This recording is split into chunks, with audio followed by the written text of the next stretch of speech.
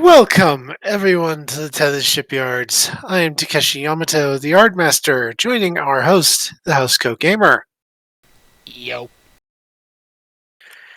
Today, we are looking at another hero ship, the USS Khopesh, NCC.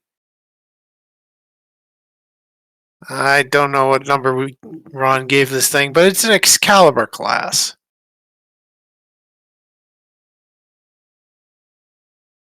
Seven nine six four two. Okay. One of the last Tranche 1 Excalibur-class starships built during the post-Dominion War era, the Khopesh, and yes, that is the proper name, is named after the Egyptian sickle sword of the same name. Most early Excalibur-class starships were named after swords. And the Khopesh is, well, a very nasty little weapon.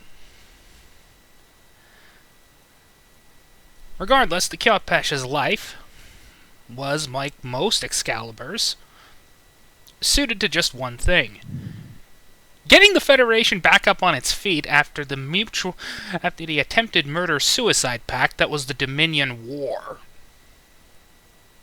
Yeah. Starfleet needed more Sovereign-class starships. They couldn't afford to make that many. Enter the Constitution-inspired Excalibur class. Yep. Which was very effective in its role. Yep. We've already done a video on this one, on the whole class as a general. The Khopesh actually survived most of the war, most of the 24th century without incident, and was one of the very, very few starships to not get involved in the whole Frontier Day kerfuffle. After all, only the best and brightest starships of Starfleet were involved during that incident. And, well, you can't exactly afford a bunch of Excalibur-class starships to go off their duties. Yeah. The Khopesh served well during the Klingon Federation War of 2405 to 2409, the Dominion War, and served up until the Seeker conflict, where, during an incident in the Delta Quadrant, it and the entire 250 starship fleet it was a part of vanished without trace. Starfleet Intelligence and the Department of Temporal Investigations determined that the Temporal Liberation Front was involved. Needless to say, no one was happy. Yeah.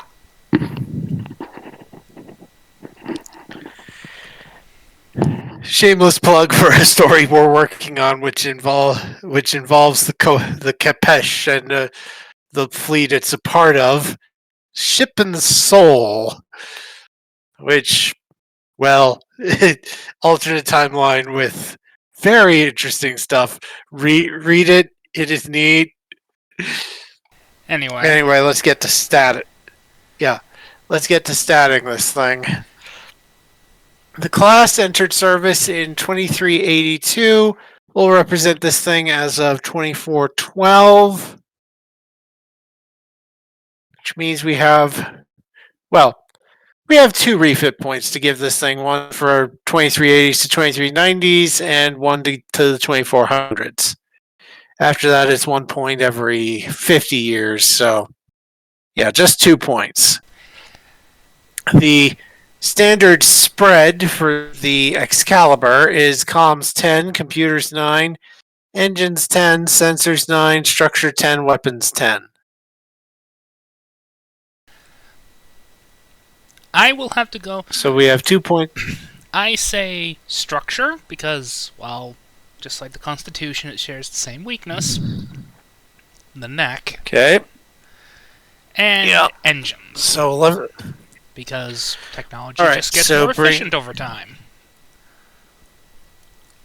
Yep. So bring structure and engines up to 11.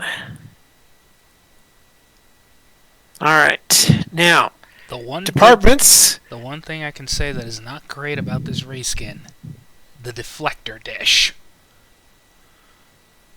Yeah. I mean, it works for the Sovereign because the Sovereign's is tiny. This... Yeah. Alright, back to the point at hand. Yeah. Now for departments, the Excalibur class as a whole has modifiers of 1 point each in security, engineering, and science. Mission profile. Well, We can do. I'm thinking we can.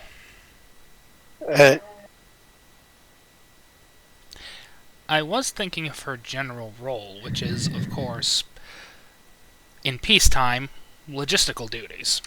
But in wartime, she is effectively a screen for larger warships. Like, say, the Odyssey class. Let's be honest. Right. Excaliburs are cheaper to produce than Oddies. Yep. So we've got three profiles that could fit that. We've got logistical / quartermaster for the logistical side of things. That's command 3, con 2, security 1, engineering 3, science 1, medicine 2, and can add extensive shuttle bays, improved warp drive, or rugged design. Patrol, command 1, con 3, security 3, engineering 1, science 2, medicine 2. Can add fast targeting systems, high resolution sensors, or improved power systems. Or tactical operations. Not full on warship, but still capable of combat. Command 2, con 2, security 3, engineering 2, science 1, medicine 2. Swap between logistics and patrol, depending on the situation. Let's be honest. Alright. Roles change over time. Yeah. Alright. So, I suppose we'll actually make two versions of this then. So I will rename this one Patrol variant and make a copy USS Khopesh logistical variant.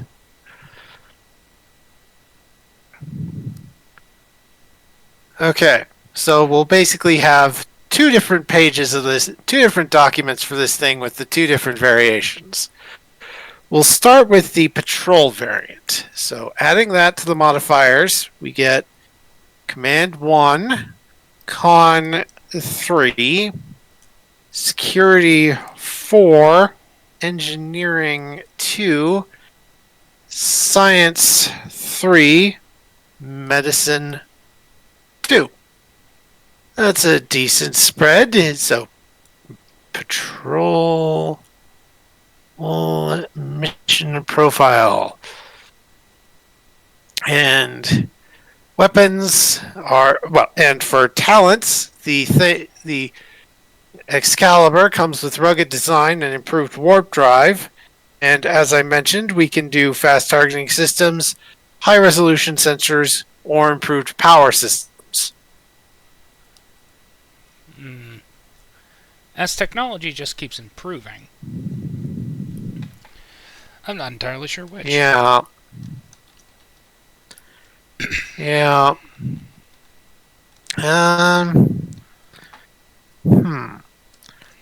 Let's do.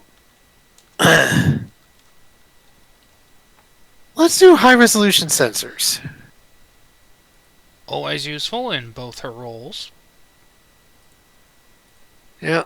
Resolution sensors. And for a fourth talent.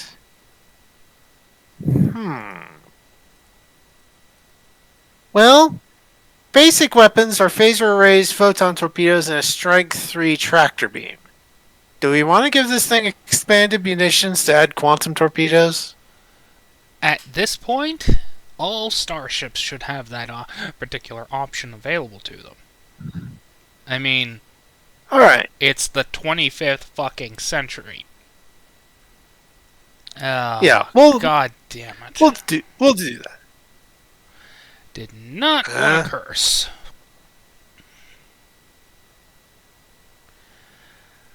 No reason. Expanded munitions. No reason to redo it. Yeah. Expanded munitions, quantum torpedoes. Yeah, And I will sorry, add I'm just those a to little the weapon list. frustrated by things. You know how it is. It's fine. Yep, it's fine. So, expanded munitions, quantum torpedoes, high-resolution sensors, improved warp drive, and rugged design. Weapons, phaser arrays, photon torpedoes, quantum torpedoes, strength 3 tractor beam. I'll add the stats for those later. Scale 4, and for derived stats, resistance 4, power 11, shields 15. Now, let's look at the logistical variant. Mission profile, logistical quartermaster. So adding that spread to the modifiers of the Excalibur, we get Command 3, Con 2, Security 2, Engineering 4, Science 2, Medicine 2. Mostly the same, and mostly the same base stats for weapons and talents: phaser arrays, photon torpedoes, strength 3 tractor beam, improved warp drive, rugged design. For profile talent options, we have extensive shuttle bays. Basically, that's it, because improved warp drive and rugged design are already in the thing. So, extensive shuttle bays. And we might as well add high-resolution sensors for that last talent. Because those are always useful no matter what role you're in. Yep. And the derived stats are still mostly the same, except the shields are 13 instead of 15. Structure 11 plus security of 4 for patrol and 2 for logistical. And descriptor traits, Federation starship for both variants. Ugh. Sorry, I'm just checking things out. Yeah. That dish does not work on anything that isn't the Sovereign. Hopefully the Exeter gets redesigned soon. Something, Yeah, hopefully. Audi-esque. But yeah. Yeah. It's the Khopesh. Other than her descriptor traits, which I presume are just Federation starship. And, of course, Yep. Egyptian sword. Because, Yeah. Yeah. Egyptian sword. I'll put that in both versions. Regardless. Whether she's tasked... Yeah, that is the Khopesh. Whether she is tasked for patrol and escort duties or for logistical duties, she is a decent ship. She serves well, punches well above her own weight, and just won't die. I mean, yeah. Surviving everything she's been dropped into. That's saying something. Yep. Bye-bye. Yep.